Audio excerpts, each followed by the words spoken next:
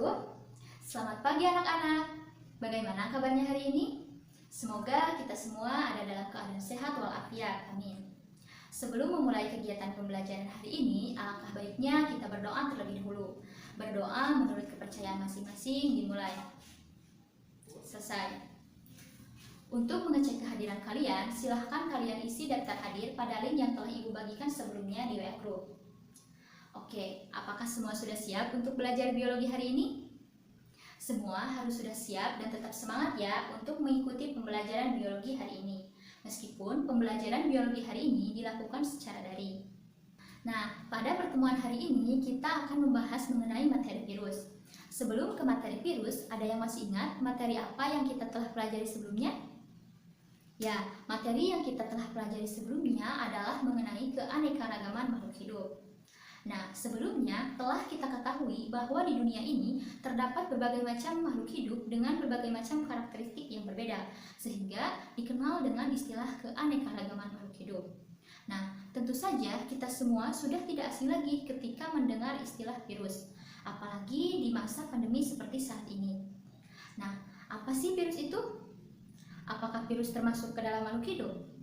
Jika iya, apa yang mendasari virus dikategorikan sebagai makhluk hidup? Nah, pertanyaan-pertanyaan yang tadi akan kita bahas pada pertemuan hari ini. Nah, dengan mempelajari materi virus pada hari ini yang terdiri dari sejarah penemuan virus, ciri-ciri virus, struktur tubuh virus, dan replikasi virus pada pertemuan hari ini, maka kita akan mengetahui betapa besar kuasa Tuhan Yang Maha Esa yang telah menciptakan virus yang ukurannya sangat kecil atau mikroskopis, akan tetapi tersusun dari komponen-komponen yang sangat mendetail, sehingga kita akan lebih bersyukur dan akan lebih menjaga tubuh kita agar terhindar dari infeksi virus yang merugikan bagi tubuh kita. Adapun tujuan pembelajaran yang harus kalian capai pada pertemuan hari ini diantaranya: yang pertama, peserta didik mampu menjelaskan sejarah penemuan virus melalui studi literatur dengan tepat. Yang kedua, peserta didik mampu mengidentifikasi ciri-ciri virus melalui studi literatur dengan tepat. Yang ketiga, peserta didik mampu menggambarkan struktur tubuh virus melalui studi literatur dengan tepat. Yang keempat, peserta didik mampu menjelaskan replikasi pada virus melalui studi literatur dengan tepat. Dan yang terakhir, peserta didik mampu membedakan atau membandingkan antara siklus litik dan siklus lisogenik melalui studi literatur dengan tepat. Nah, sekarang silahkan kalian amati gambar di samping. Apa yang ada di pikiran kalian ketika kalian melihat gambar tersebut? Atau apa yang kalian ketahui mengenai gambar tersebut? Nah, berdasarkan gambar tersebut, apa sih yang dimaksud dengan virus itu? Bagaimana sih karakteristik dari virus itu? Bagaimana sih struktur dari tubuh virus itu? Nah, pertanyaan-pertanyaan yang tadi akan kita jawab pada pertemuan hari ini melalui kajian literatur dengan acuan pada LKPD yang telah Ibu berikan sebelumnya pada WA Group. Nah, sekarang silahkan kalian bagi menjadi beberapa kelompok dengan anggota setiap kelompoknya itu berjumlah 4 orang. Nah, karena di sini ada 17 orang, maka untuk 3 kelompok beranggotakan 4 orang dan yang satu kelompok beranggotakan 5 orang. Nah, jika kalian sudah membentuk kelompok, maka silahkan kalian membuat grup kecil untuk berdiskusi mengenai LKPD yang telah Ibu bagikan sebelumnya. Nah, silahkan kalian kerjakan LKPD tersebut. Untuk prosedurnya, yang pertama, kerjakan LKPD tersebut secara berkelompok. Nah, yang kedua, bacalah referensi mengenai materi virus. Nah, referensinya itu bisa kalian dapatkan dari buku SMA kelas 10 biologi yang kalian punya, dan bisa juga dari sumber internet yang relevan. Nah, yang ketiga, silahkan kalian berdiskusi bersama kelompok kalian untuk menjawab pertanyaan-pertanyaan yang ada pada LKPD. Nah, dan yang terakhir, silahkan siapkan bahan presentasi dari hasil diskusi bersama kelompok kalian. Nah, nanti hasil diskusi dengan kelompok kalian itu akan dipresentasikan kepada teman-teman kalian yang lainnya. Nah, untuk yang lainnya bisa kalian baca ya. Jika ada yang tidak dipahami, silahkan kita diskusikan di WhatsApp group. Nah, selanjutnya silahkan kalian olah data yang telah kalian dapatkan dari sumber referensi yang kalian gunakan, kemudian kalian masukkan atau kalian tuliskan ke dalam LKPD sesuai dengan yang telah diperintahkan dalam LKPD. Nah, jangan lupa untuk mempersiapkan bahan presentasi untuk dipresentasikan ke teman-teman yang lainnya. Nah, karena LKPD telah Ibu berikan sehari sebelum kegiatan pembelajaran, maka untuk pengisian LKPD kita cukupkan sampai di sini ya. Ibu harap semua sudah selesai mengerjakan LKPD-nya. Nah, Ibu minta ada satu orang perwakilan dari kelompok untuk mempresentasikan hasil diskusi LKPD-nya kepada rekan-rekan yang lain melalui WA Group. Nanti Ibu akan membantu jalannya diskusi di WA Group. Nah, silahkan untuk kelompok yang lain yang tidak presentasi untuk memberikan tanggapan atau pertanyaan kepada kelompok yang presentasi. Nah, seperti yang telah kita ketahui bahwa pada hari ini kita akan membahas mengenai virus yang terdiri dari sejarah penemuan virus, ciri-ciri virus, struktur tubuh virus, dan replikasi pada virus. Nah, selanjutnya Ibu juga akan menjelaskan kembali mengenai materi yang sudah kalian dapatkan dari studi literatur. Nah, yang pertama yaitu mengenai sejarah penemuan virus. Nah, sejarah penemuan virus ini cukup panjang ya. Namun, pada kesempatan kali ini, Ibu akan membahas secara singkat saja. Nah, istilah virus berasal dari bahasa Latin yang berarti racun. Nah, virus ditemukan pertama kali oleh ilmuwan Jerman yang bernama Adolf Meyer pada tahun 1883 ketika beliau sedang meneliti penyebab penyakit mozaik pada tanaman tembakau. Nah, penyakit mozaik tersebut menyebabkan bercak-bercak hijau kekuningan pada daun tembakau sehingga dapat menghambat pertumbuhan tanaman tersebut. Nah, maka disebut dengan istilah mozaik. Nah, Meyer berhasil memindahkan penyakit tersebut dari tanaman yang sakit ke tanaman yang lain yang masih sehat dengan cara menyemprotkan getah yang telah diekstraksi dari daun tanaman yang sakit ke tanaman yang sehat. Nah, kemudian tanaman yang sehat itu pun ketika sudah disemprot dengan getah tanaman yang sakit maka menjadi sakit. Nah, Meyer pada percobaan ini belum mengetahui bahwa penyebab bercak kuning tersebut adalah disebabkan oleh virus. Nah, Meyer masih menduga hal tersebut disebabkan oleh bakteri. Nah, satu dasawarsa kemudian, pada tahun 1892, seorang ilmuwan Rusia bernama Dmitri Ivanovsky melakukan percobaan dengan cara menyaring getah tanaman tembakau yang sakit dengan saringan yang didesain khusus untuk menyaring bakteri. Nah, kemudian hasil saringan tersebut ditularkan pada tanaman yang sehat. Nah, hasilnya ternyata filtrate masih menimbulkan penyakit mozaik pada tanaman tembakau yang sehat. Nah, seperti halnya Meyer, Ivanovsky juga berkesimpulan bahwa penyakit tersebut disebabkan oleh bakteri. Nah, pada tahun 1897, seorang ahli botani dari Belanda bernama Martinus Beijerinck melakukan eksperimen yang membuktikan bahwa agen penginfeksi yang terdapat dalam getah tanaman tembakau tersebut dapat berkembang biak. Nah, Beijerinck menyemprotkan getah yang telah disaring tersebut ke tanaman yang lainnya. Nah, setelah tanaman tersebut sakit, maka getahnya tersebut digunakan untuk menginfeksi tanaman yang berikutnya dan seterusnya hingga beberapa kali pemindahan. Nah, hasilnya ternyata kemampuan patogen tersebut tidak berkurang sama sekali setelah beberapa kali pemindahan. Nah, Beijerinck memperkirakan agen penginfeksi tersebut adalah adalah partikel yang ukurannya jauh lebih kecil dan lebih sederhana daripada bakteri. Nah, ia menyebutnya sebagai virus lolos saring atau filtrable virus. Nah, selanjutnya pada tahun 1935, seorang ilmuwan Amerika bernama Wendell Stanley berhasil mengkristalkan partikel penginfeksi tanaman tembakau tersebut yang kemudian dikenal dengan istilah tobacco mosaic virus atau TMV.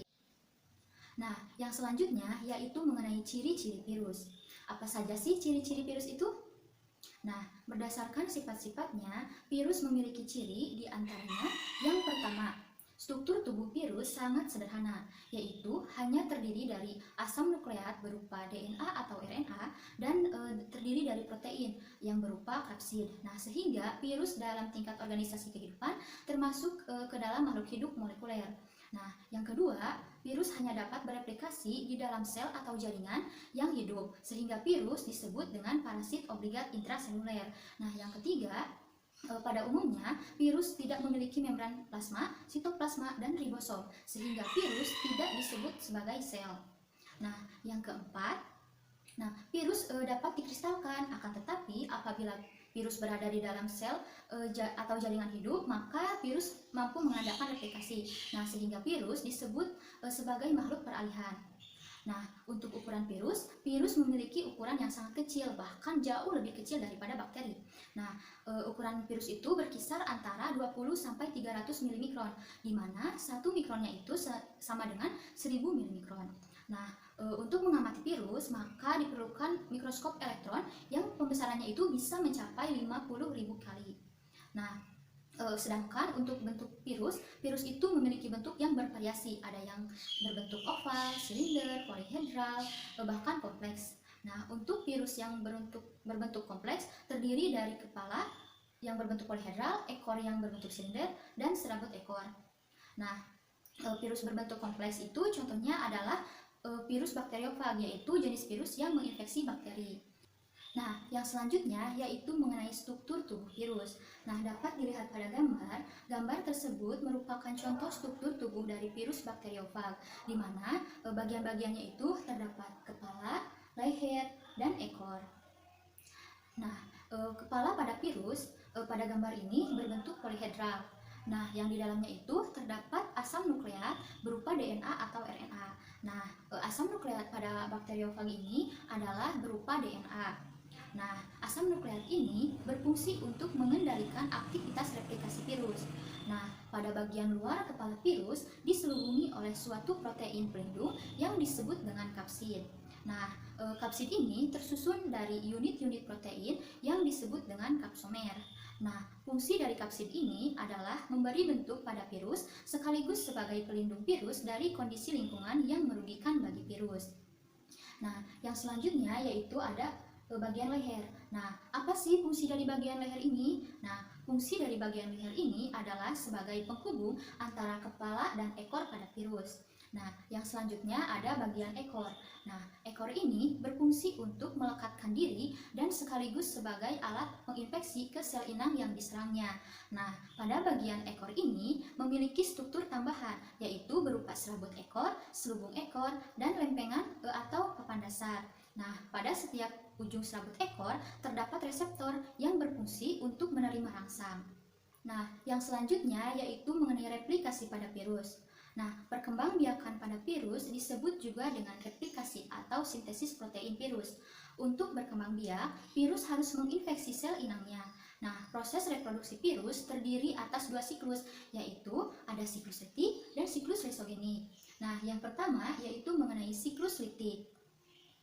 Nah, siklus litik adalah siklus reproduksi atau replikasi virus yang pada akhirnya menyebabkan kematian sel inang. Nah, adapun tahapan-tahapan dari siklus litik, ya diantaranya itu yang pertama ada fase adsorpsi. Nah, fase adsorpsi ini adalah fase saat virus menempel di dinding sel bakteri menggunakan ekornya.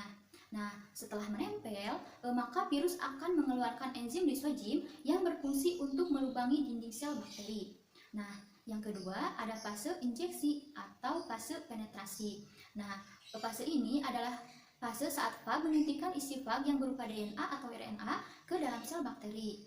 Nah, selubung protein tetap tertinggal di luar sel, namun ketika isi virus berpindah ke dalam sel bakteri, maka selubung bakteri ini akan terlepas dan tidak berfungsi kembali. Nah, yang ketiga ada fase sintesis atau fase replikasi, di mana pada tahap ini sintesis DNA fag akan dijadikan sebagai acuan untuk menggandakan diri dengan menggunakan perangkat yang ada pada sel inang.